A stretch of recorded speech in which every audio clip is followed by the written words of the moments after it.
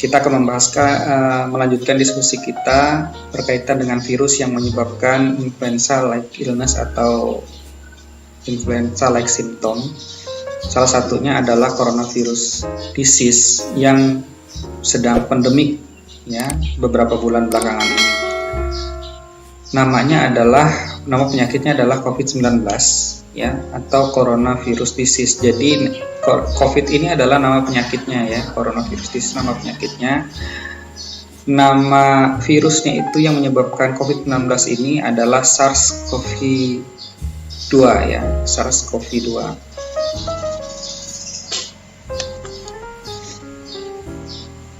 Ini ada saran sedikit saya bahas di sini ya. Jadi coronavirus ini adalah kelompok besar dari keluarga virus.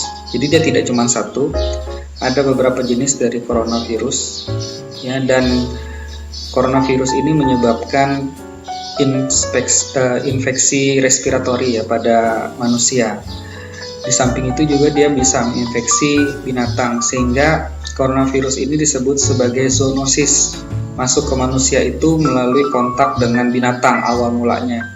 Itu contohnya adalah Middle East Respiratory Syndrome (MERS) yang terjadi pada tahun 2012, yang virus ini berasal dari camel atau unta yang merupakan intermediate hostnya masuk ke manusia. Walaupun yang definitif hostnya itu adalah kelawar. Sama juga pada tahun 2002, yaitu yang menyebabkan pandemik juga, yaitu Severe Acute Respiratory Syndrome atau SARS. Ini terjadi di Cina juga, kalau tidak salah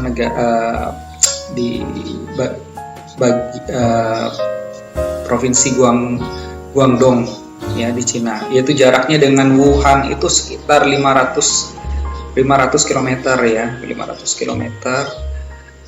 Bisa jalan darat ataupun jalan udara kalau tidak salah. Itu terjadi pada tahun 2002. Ini intermediate hostnya itu adalah civet cat ya, semacam musang. Definitif hostnya itu adalah kelawar, masuk ke manusia melalui jalan zoonosis.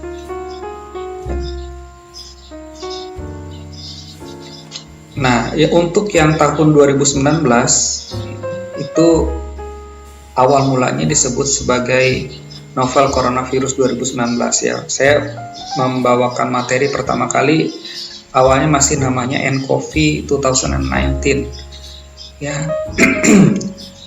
Ini juga menyebabkan infeksi ya, pada manusia dan bahkan menjadi pandemik ya. Awalnya hanya di salah satu provinsi di China saja, sampai sekarang meluas ke hampir seluruh negara dunia terinfeksi. Makanya kalau Anda mempelajari tentang epidemiologi itu sangat penting, karena ini menyangkut juga pergerakan atau perpindahan manusia dari satu tempat ke tempat yang lain. Coronavirus seperti yang saya sampaikan ini adalah kelompok besar dari keluarga coronavirus. Yang diketahui untuk human coronavirus yang pada manusia itu sekarang ada 7 ya. Ada 4 yang menyebabkan common cold atau semacam flu biasa seperti HKU1, NL63, 229E, dan OC43. Ini adalah yang menyebabkan common cold, di mana HKU1 dan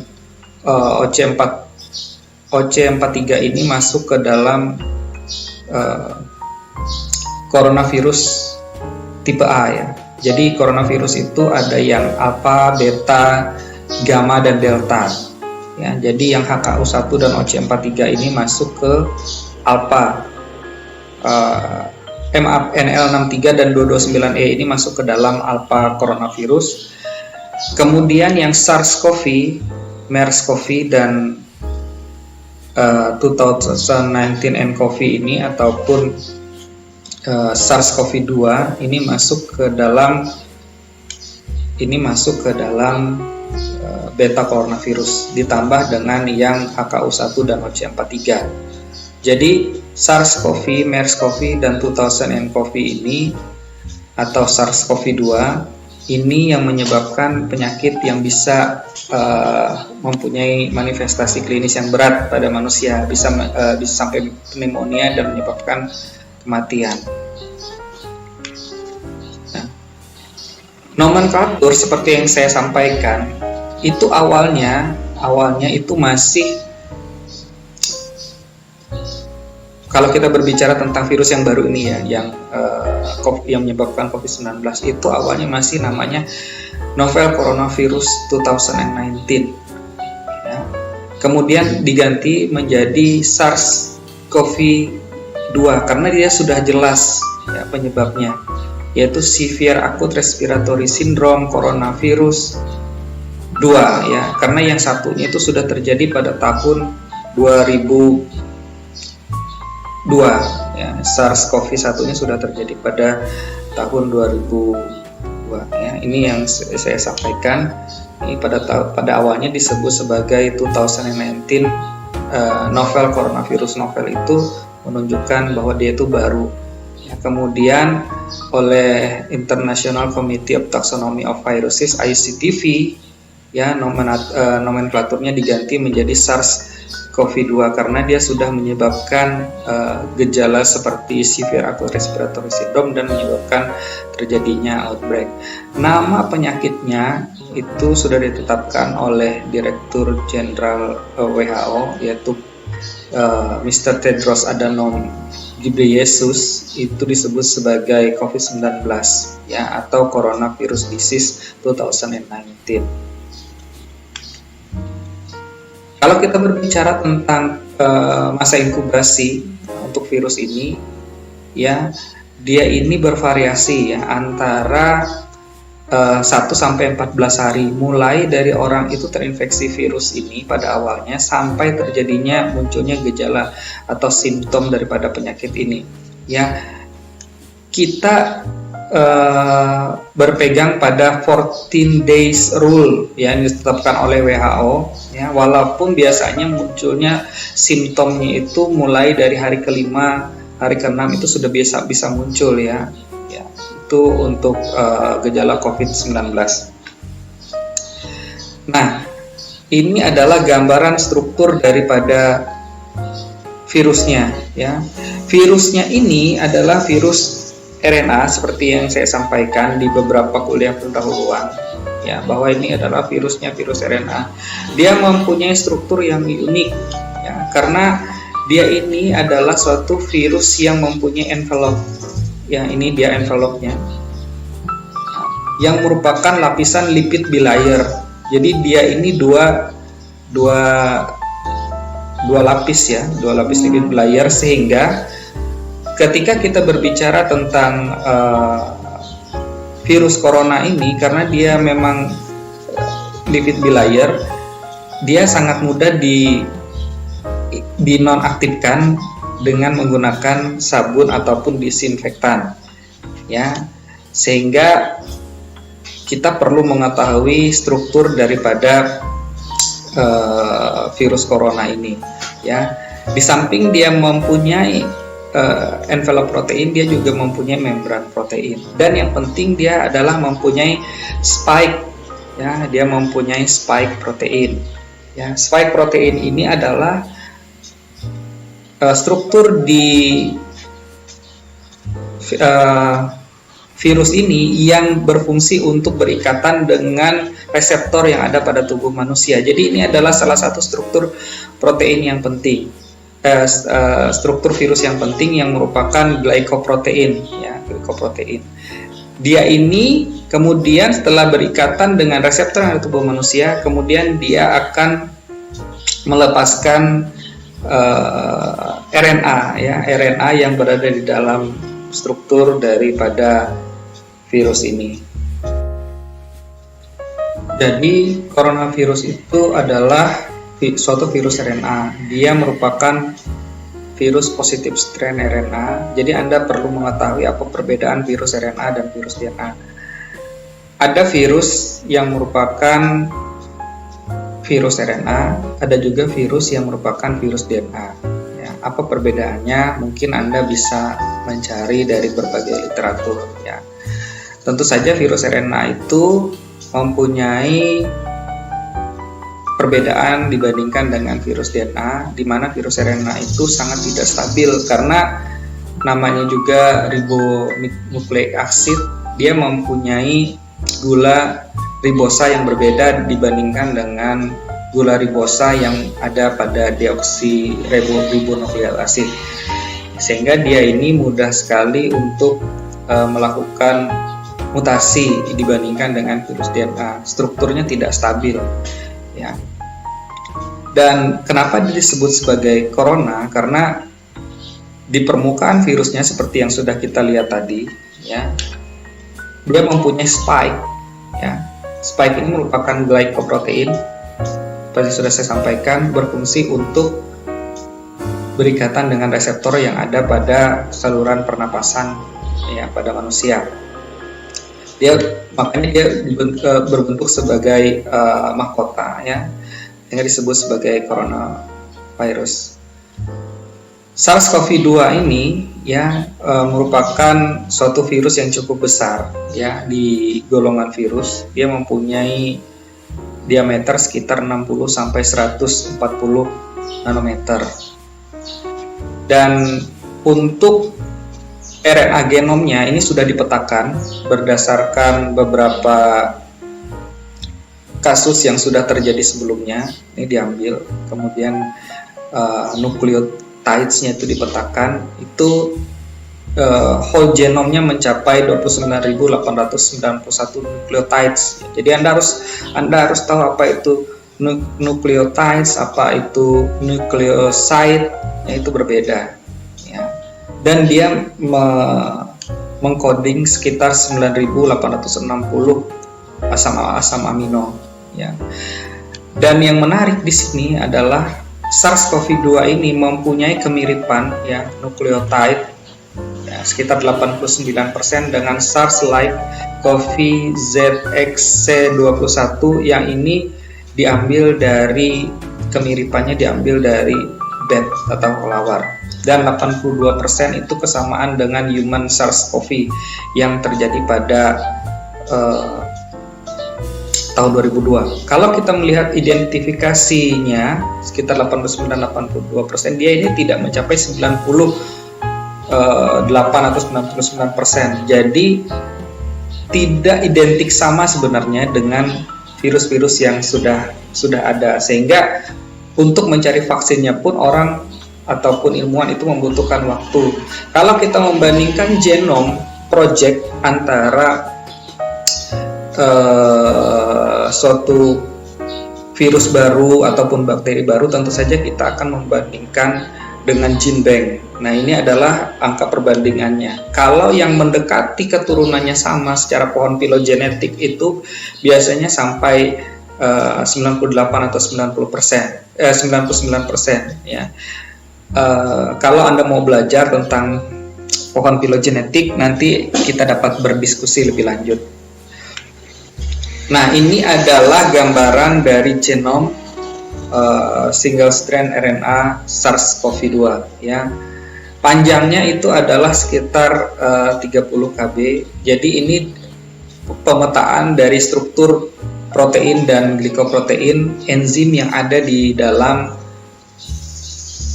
SARS-CoV, ya, virus SARS-CoV. Di mana di situ ada spike, ya, di sini, ya. Kemudian ada beberapa genom seperti replikasi dan helikase, ya, yang bisa dilihat di sini. Ini mungkin tidak seanda memusingkan yang ini, ya, karena ini sudah masuk ke dalam molekuler, ya, molekuler. Untuk simptom yang patut Anda ketahui, ya, paling sering itu adalah demam, kemudian rasa lelah, dan dry cough ini adalah batuk kering. Jadi ketika masa pandemik sekarang, yang untuk diagnosis awal itu ketika orang mempunyai demam, ya, di atas 38 derajat Celcius, kemudian rasa lelah, dan kemudian batuk, ya, batuk kering. Kemudian juga bisa mempunyai simptom yang lain seperti rasa nyeri pada kepala ataupun pada otot, kemudian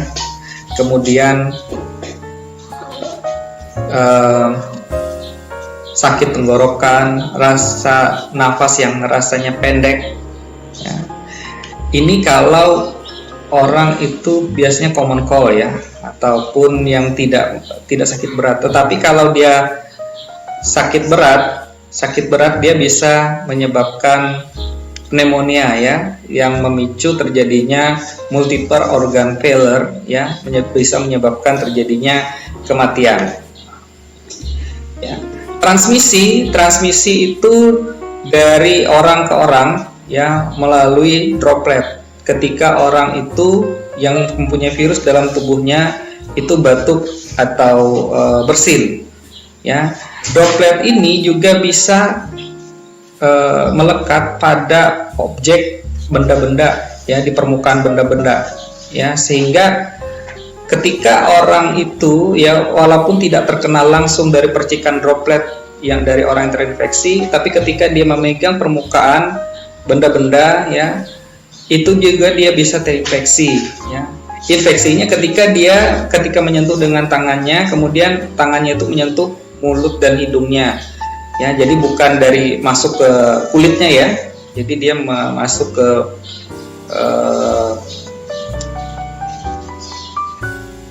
saluran pernapasan ketika dia menyentuh mata, hidung, dan mulutnya ya. Virus ini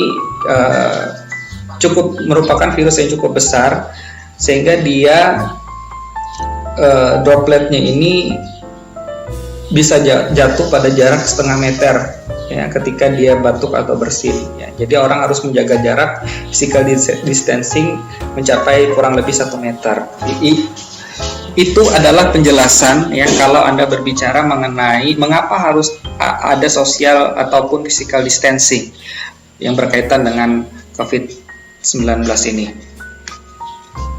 Nah, ini adalah mode of transmission-nya ya.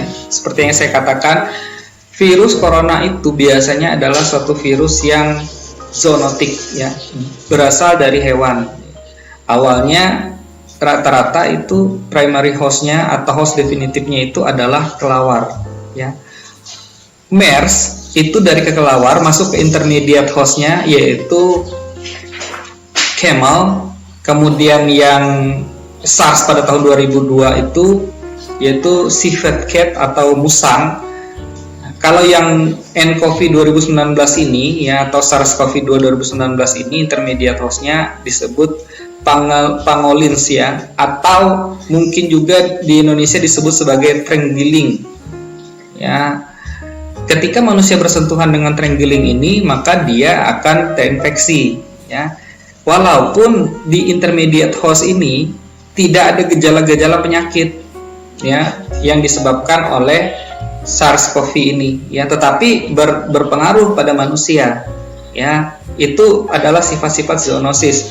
Jadi dia tidak mempengaruhi hewan itu ya, bisa tidak mempengaruhi hewan itu, tapi ketika dia masuk atau loncat, istilah WHO itu namanya spillover ya. Zoonosis itu adalah spillover. Ketika virus itu masuk loncat ke manusia, dia akan menyebabkan gejala-gejala serius ya, penyakit serius pada manusia. Manusia itu bisa terinfeksi, bisa terjadi common cold ya, seperti flu-like symptoms seperti yang saya katakan, flu biasa, atau bisa juga menyebabkan terjadinya pneumonia ya, penyakit yang berat. Caranya adalah melalui droplets ya. Droplets ini yang mengandung virus ya. Droplet ini bisa secara langsung terkena antar manusia ataupun jatuh ya. Droplet ini mengenai permukaan kemudian disentuh oleh manusia lain, seperti itu ya. Penegakan diagnosis ya untuk sementara ini adalah memang melalui pemeriksaan laboratorium untuk memastikan dia ini positif atau negatif, yaitu melalui pengumpulan spesimen ya dari upper respiratory tract ya, dari naso dan oropharyngeal ya, sampel. Sampelnya ini bisa berupa sampel yang diswab, ya, kemudian dibawa ke lab, ya, untuk diperiksa menggunakan real time, ya, PCR, ya, RT-PCR, ya. Kemudian virusnya itu diperbanyak, ya, untuk kemudian diamplifikasi. Pemeriksaan juga bisa dilakukan dengan menggunakan rapid test, tetapi untuk tingkat sensitivitas dan spesifisitasnya tentu saja berbeda dibandingkan dengan kita menggunakan PCR, ya, karena metodenya berbeda. Rapid test ini menggunakan pendekatan antigen antibody, ya, dan untuk yang PCR ini polymerase chain reaction ini menggunakan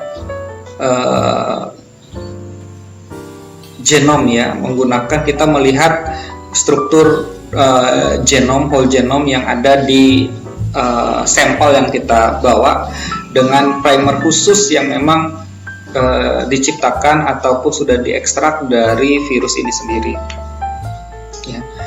Untuk pengobatan sampai sekarang masih belum ada vaksin untuk COVID-19 ini, ya. Treatmentnya itu adalah simptomatik biasanya, ya, dengan memberikan terapi oksigen kepada pasiennya. Kemudian dengan bantuan ventilator mesin, ya, kalau orangnya ini sudah terjadi gagal nafas, ya, sehingga perlu suplai oksigen secara cepat, ya, untuk menghindari terjadinya shock septic, ya. Obat-obatan yang digunakan yang masih tetap diteliti sampai sekarang dan juga dipakai di Indonesia yaitu antiviral namanya remdesivir, ya, dan obat anti malaria atau kloroquine, ya. Kemudian juga bisa dikombinasi dengan obat HIV, ya, karena ini adalah virus. Obat HIV yaitu lopinavir dan ritonavir. Juga bisa dikombinasi dengan interferon beta. Kenapa penggunaan kloroquine ini juga digunakan, ya, sekarang untuk penanganan COVID-19 ini? Anda bisa mencari di berbagai macam literatur atau kepustakaan di mana kloroquine ini bisa berfungsi untuk menurunkan tingkat inflamasi yang terjadi pada bagian paru, terutama pada lower respiratory tract-nya. Ya, ini kita takutkan kalau dia terjadi di lower respiratory tract. Kalau dia masih di atas, ya, hidung, masih di hidung, masih di laring, itu mungkin masih tidak terlalu menyebabkan kondisi yang parah dibandingkan dia ketika masuk ke lower respiratory tract-nya. Untuk pencegahan, ya, tentu saja kita harus menghindari kontak yang dekat dengan orang-orang yang memang sudah terindikasi ada gangguan, ya, respiratori seperti batuk, pilek, demam, dan rasa lelah, ya, berlebihan. Jadi jarak kita itu adalah 1 sampai sekitar 2 meter untuk mencegah terjadinya kontak dengan orang yang terinfeksi tadi. Kemudian juga kita harus rutin mencuci tangan. Karena kenapa? Tangan kita ini sangat sering kita gunakan untuk tanpa sadar, kita sering menggunakan untuk menyentuh mata, mulut, hidung kita, ya. Karena kita sering menyentuh benda-benda atau permukaan-permukaan yang sebelumnya kita tidak tahu, mungkin saja di situ sudah ada percikan droplet, ya, yang ada di situ. Karena kita ketahui bahwa virus corona ini adalah virus yang cukup aneh, ya, peculiar kalau bahasa di penelitiannya itu. Dia ini bisa bertahan cukup lama di environment. Walaupun kita ketahui bahwa virus ini tidak bisa hidup tanpa adanya inang, ya, tapi dia ini ternyata bisa bertahan cukup lama, ya, bahkan bisa berhari-hari di permukaan. Ada riset yang menyampaikan hasil yang misalnya dia bisa bertahan berapa lama di kayu, bisa bertahan berapa lama di benda yang terbuat dari logam, emas, ataupun kertas dan lain sebagainya, ya. Itu sudah ada riset yang menyampaikan hal itu, ya. Kemudian juga ketika orang-orang yang terinfeksi ini, ya, ini harus tetap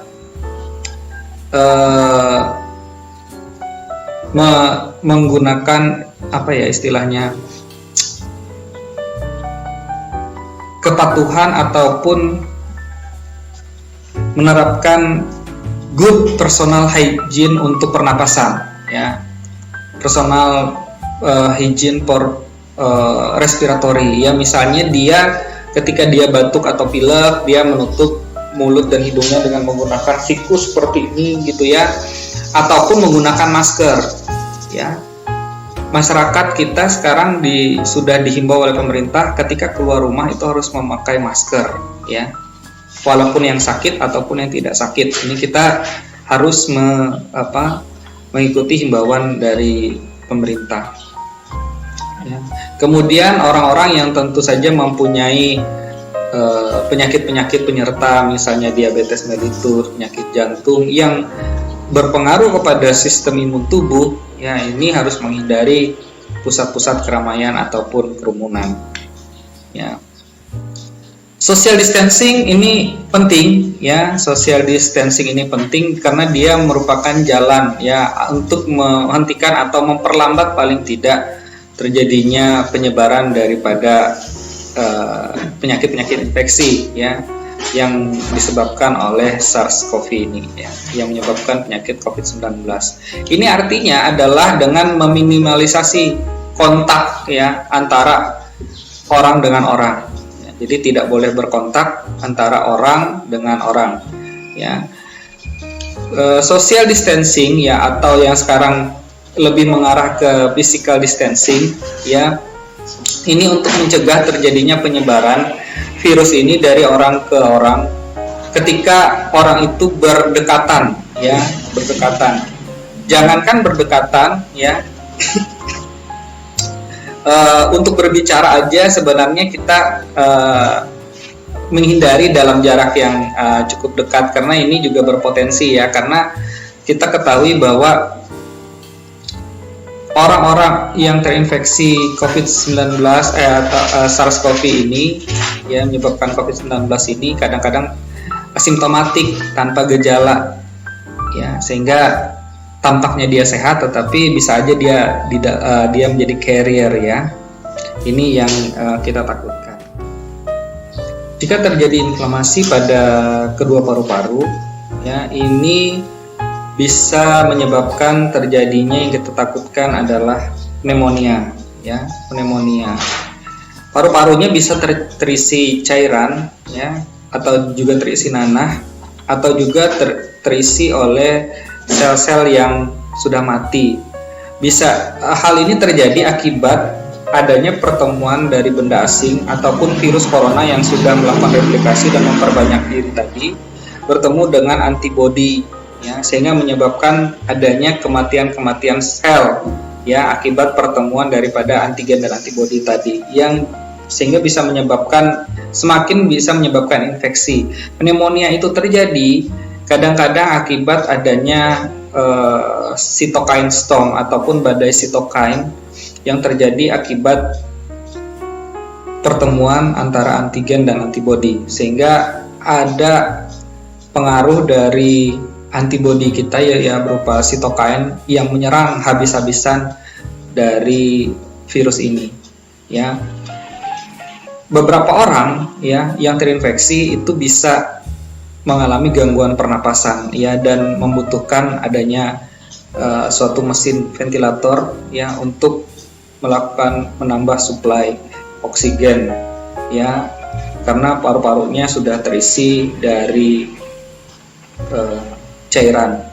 Ada beberapa pertanyaan yang mengatakan ketika orang ini sembuh dari COVID-19, apakah fungsi parunya itu dapat normal kembali atau terjadi penurunan? Ini tergantung tingkat keparahan. Kalau semakin banyak sel-sel sehat yang terkena, ya, pengaruh inflamasi ini mungkin saja terjadi penurunan fungsi paru ya. Ini tergantung dari tingkat keparahan penyakitnya. Virus ini ternyata tidak hanya berada di paru-paru ya, tetapi dia bisa juga berada di tempat lain ya. Dan dia bisa masuk ke dalam aliran darah sehingga dia bisa menginfeksi saluran pencernaan, gastrointestinal tract yang bisa menyebabkan diare dan indigestion. Makanya ketika kita berbicara tentang penyakit ataupun virus atau bakteri yang menyebabkan penyakit flu-like illness atau flu-like symptom ini, kadang-kadang juga disinggung flu perut ya. Ini salah satunya karena virus ini ternyata bisa selain di organ pernapasan bisa di organ-organ yang lain ya. Dia juga bisa merusak organ lain seperti jantung ya, kemudian hati ya, ginjal ini juga bisa ya. Bahkan mungkin ada catatan bahwa dia ini bisa infeksi otak ya, tapi ini masih memerlukan konfirmasi ataupun penelitian lebih lanjut. Nah, ini bagaimana virus itu masuk berinfeksi ke dalam tubuh manusia. Karena kita tahu bahwa ini adalah suatu virus RNA, dia mempunyai spike. Spike ini merupakan seperti kunci ya, dia akan berikatan dengan reseptor. Nama reseptornya khas yaitu S2 reseptor. S ini adalah angiotensin converting enzyme yang memang sudah ada di dalam tubuh manusia ya. S ini ada S1, ada S2. Nanti Anda cari apa itu S1, S2 ya. S2 ini adalah untuk vasokonstriksi pembuluh darah kalau tidak salah. Dia berada di permukaan ya, permukaan sel. Jadi ketika virus ini masuk ke dalam paru-paru ya, masuk ke dalam sistem pernapasan, dan S2 reseptor ini memang adalah khusus paling banyak di paru-paru ya. S2 reseptor paling banyak di paru-paru sehingga dia akan berikatan dengan SARS-CoV-2. Bagian spike-nya ini ya, dia mempunyai dalam spike ini dia mempunyai suatu binding region, dia mempunyai binding region untuk berikatan di situ. Ketika dia masuk, dia berikatan, kemudian S2 reseptor ini akan menangkap virus ini, kemudian memberikan jalan masuk ya, untuk virus ini masuk ke dalam sel. Ketika dia sudah masuk ke dalam sel ya, ini virus ini kemudian akan merilis struktur RNA-nya. RNA-nya ini ya dirilis, kemudian dia menggunakan ribosom yang merupakan mesin untuk melakukan replikasi. Ribosom ini, si virus tidak punya ribosom, yang punya ribosom ini adalah host ataupun manusia. Ya, kemudian virus ini melakukan replikasi, ya, melakukan translasi protein, menghasilkan protein untuk menghasilkan protein baru, ya, melalui beberapa proses menggunakan RNA dependence, RNA polimerase yang memang dipunyai oleh si virus ini. Kemudian virus ini akan memperbanyak diri ya, dengan menggunakan bantuan daripada host ribosom ini. Kemudian dia akan melakukan assembly packaging untuk menghasilkan suatu virus baru, dan seperti biasa dia akan keluar ketika orang batuk atau bersin. Ini adalah proses replikasi yang terjadi ketika virus SARS-CoV ini binding dengan reseptor S2 pada manusia. Jadi diingat S2 reseptor, ya, S2 reseptor, bukan S2-nya.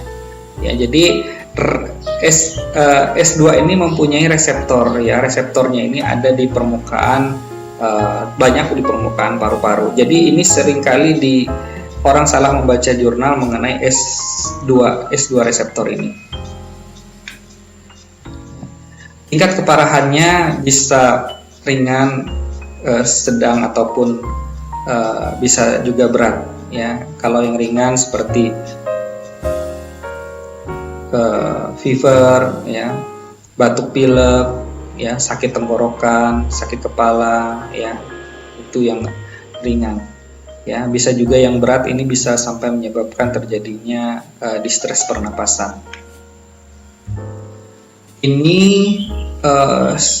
stage ini mungkin kita lewati saja, ya, karena kita sudah tidak masuk ke epidemik lagi, kita masuk sudah ke level pandemik. Jadi pandemik itu adalah suatu kejadian yang sudah hampir di seluruh dunia ini terkena, ya. Jadi Anda perlu ingat juga bahwa beberapa pandemik sudah terjadi, ya. Pada tahun 1800-an itu pernah terjadi flu Rusia, kemudian 1918, 17 itu pernah terjadi flu Spanyol flu, ya, yang menyebabkan banyak kematian di seluruh dunia. Nah, ini yang patut kita ketahui, bahwa perbandingan antara infeksi beberapa virus, ya, ada virus flu di sini, ya, ada penyakitnya adalah flu, COVID-19, SARS, MERS, ya. Masa inkubasi untuk flu yang disebabkan influenza virus, ya, itu biasa 1-14 hari. Kalau COVID ini sampai 14 hari, ya. SARS itu biasanya 2-7 hari, MERS itu 6 hari. Dengan case fatality rate-nya, ya, yang paling besar itu sebenarnya MERS, ya, 34,4%, ya. Jadi sangat fatal sebenarnya. COVID ini masih di angka 3,4%, ya. Nah, ini yang paling penting Anda ketahui tentang R0, ya, basic reproductive number. Kalau Anda menonton film yang judulnya Contagion, ya, kalau tidak salah, ada dibahas tentang RO, ya. Jadi masing-masing penyebab infeksi, ya, viral infection, ya, di seluruh dunia itu ada RO-nya. Nah, RO itu ketika RO-nya kurang dari 1, ya, itu penyakitnya tidak terlalu berbahaya. Tetapi kalau dia sudah lebih dari 1, ya, ini yang bisa sangat berbahaya. Untuk COVID-19, RO-nya itu 2-2,5. Kita lihat di sini SARS yang paling besar, ya, MERS itu 0,3-0,8, ya. Untuk kasus yang membutuhkan perawatan di rumah sakit, SARS dan MERS itu biasanya harus dirawat di rumah sakit. Kalau yang COVID ini sekitar 19%. Ya. Kemudian community attack rate ketika virus ini menyerang di suatu komunitas, yaitu kita lihat di sini tingkatnya adalah yang paling besar itu adalah SARS 10-60%. Ya, makanya ketika kita berbicara tentang community, untuk COVID dan SARS ini memang sebaiknya kita melakukan physical ataupun social distancing, ya. Nah, ini untuk penyebabnya adalah influenza virus, SARS-CoV-2, SARS-CoV dan MERS-CoV. Nah, ini yang penting, ya. Seperti yang saya katakan bahwa virus corona itu, ya, virus corona itu awalnya adalah kita menggunakan masker itu ketika kita sakit awalnya. Tetapi ini perkembangan virus ini sangat cepat, ya. Saya berbicara jam ini, 1 jam kemudian mungkin ada penelitian terbaru yang mengatakan berbeda, ya. Tetapi kita tetap mengikuti perkembangan ilmu yang terbaru, ya. Kita menggunakan masker, ya, ketika kita sakit awalnya, ya, direkomendasikan WHO. Tetapi sekarang pemerintah kita menyarankan bahwa kita menggunakan masker, siapapun yang keluar rumah harus menggunakan masker. Kemudian, nah, ini juga, ya, SARS-CoV-2 ini it is not a human made. Karena ada yang mengatakan bahwa SARS-CoV ini adalah suatu virus yang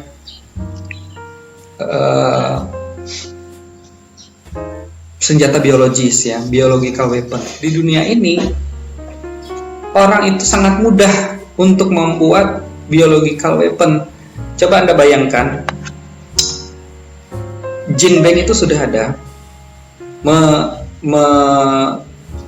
merilis urutan basa nukleotide ya, yang kalau Anda lihat di Jinbeng, Anda buka susunan nukleotidanya, AT, adenin, guanin, cytosin, timin, ya, AG, TC, ya, itu sudah ada urutannya. Ya.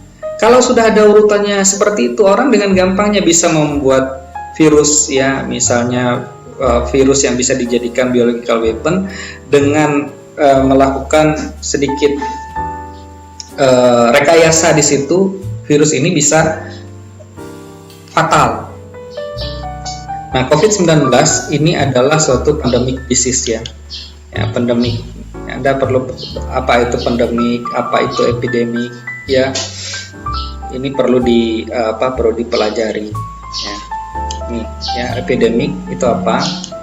Ya, ini epidemik ini adalah suatu penyakit yang menular antar region ya, atau antar country. Tetapi kalau yang pandemik ini adalah lebih besar daripada epidemik ya. Nah, ini yang seperti saya katakan, apakah virus itu adalah living or non living ya, ini patut mahasiswa ketahui ya, seperti apa mengenai virus itu ya. Kalau kita lihat dari seperti apa virus ini ya, tidak bisa juga kita mengatakan bahwa dia hidup. Ini Anda bisa baca sendiri ya. Yang penting adalah antibiotik ini tidak bekerja efektif ya untuk virus. Tapi biasanya virus-virus ini ketika orang mengalami turun mekanisme imunitasnya ya, biasanya bisa terjadi koinfeksi ya. Ini makanya perlu diketahui apakah memang terjadi koinfeksi atau tidak ya. Kalau dia terjadi konveksi dengan bakteri, perlu kita berikan antibiotik. Ya, oke, kira-kira seperti itu yang bisa saya sampaikan untuk SARS-CoV-2.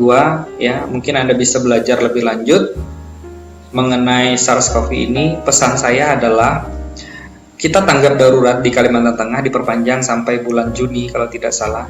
Jadi Anda tetap harus mengikuti anjuran pemerintah kita bahwa kita harus tetap stay at home ya, melakukan social atau physical distancing, selalu menjaga kesehatan dengan makan makanan yang bergizi, cukup istirahat, ya, olahraga yang teratur. Kemudian juga kita rutin mencuci tangan kita. Ya, kalau kita habis keluar rumah kita harus segera mandi karena virus ini adalah lipid bilayer, sehingga dia mudah dibunuh dengan menggunakan disinfektan ataupun dengan menggunakan sabun dan air. Ya, tetap berpikiran positif ya, tetap lakukan tugas Anda seperti biasa ya. Semoga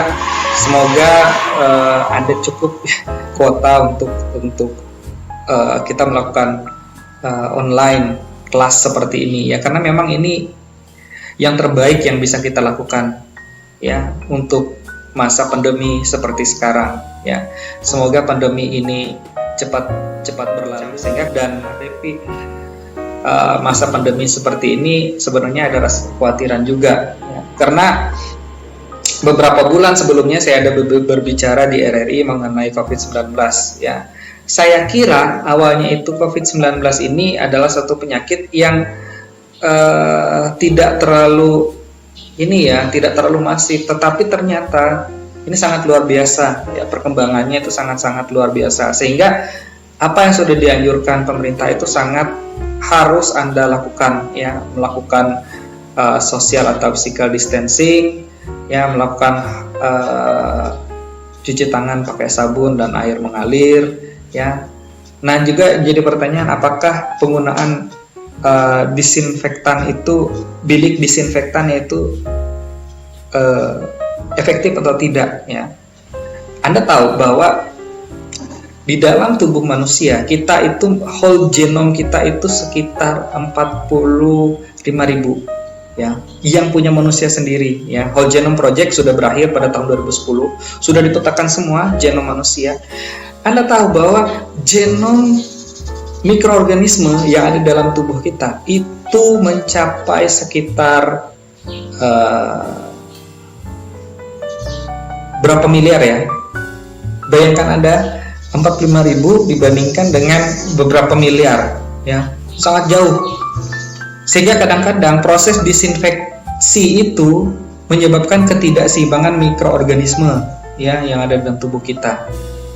Ya, sebenarnya tubuh kita ini membutuhkan juga mikroorganisme tertentu yang tidak menimbulkan penyakit. Ya, ini kalau semuanya didisinfeksi, kadang-kadang bisa terjadi ketidakseimbangan mikroorganisme tadi. Tetapi apa boleh buat, karena untuk menghindari COVID ini ya sangat berbahaya, ya terpaksa sampai COVID-nya habis dulu kita terpaksa harus melakukan disinfektan tadi, gitu ya. Seperti itu. Nah, pesan saya adalah kita tetap berpikiran positif, ya. Ini adalah kesempatan kita untuk mempelajari sesuatu yang baru, ya, dengan cara yang baru, ya. Jangan berputus asa.